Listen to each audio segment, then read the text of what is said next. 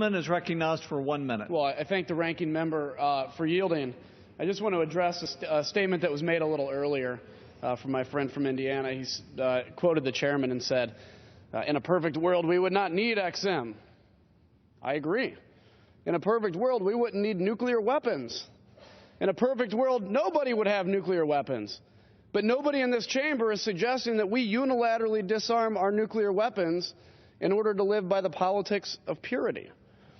I had dinner the other day with a friend of mine who has a manufacturing company, and he told me, it's a small manufacturing company, they export drilling components to third world countries to help them drill for their own energy resources. He informed me that he's actually lost 15% of his business since this charter has expired. That's real money. That's real exporting. That's a real situation that affects real people's lives. Look, I understand that people want to amend this, and I think they have a right to desire to amend this. And the place to amend this would have been in the committee, that I'm not on, by the way. It would have been an opportunity to amend it to have a debate and bring the amended bill to the floor of the House of Representatives to debate. That didn't happen. I urge my colleagues to vote against this, and I yield back. The judge for 1 minute. Well, I thank the ranking member again. You know, it's interesting in these great conversations, good debate. Nobody has said that this doesn't make money for the taxpayers. They try to make the link and everything else, and that's fine. And my friend from Wisconsin just said, well, if this amendment kills the bank, it's because et cetera, et cetera.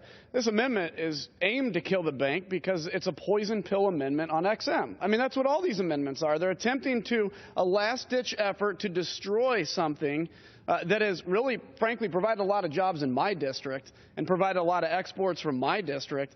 We talk about protecting taxpayers. Protecting taxpayers from what? An extra $500 million? Are we protecting them from a smaller deficit? It doesn't make sense. I'm not sure why certain folks have made this the hill to die on. There's a lot of better hills to die on, to fight, to argue in this. But I'll tell you a quick story. I went to Ethiopia 6 months ago or so, and I flew to Ethiopia on a Boeing Dreamliner. Now, I know a lot of people like to call out names of big companies, but I tell you, I didn't go to Ethiopia on Ethiopian Airlines on an Airbus.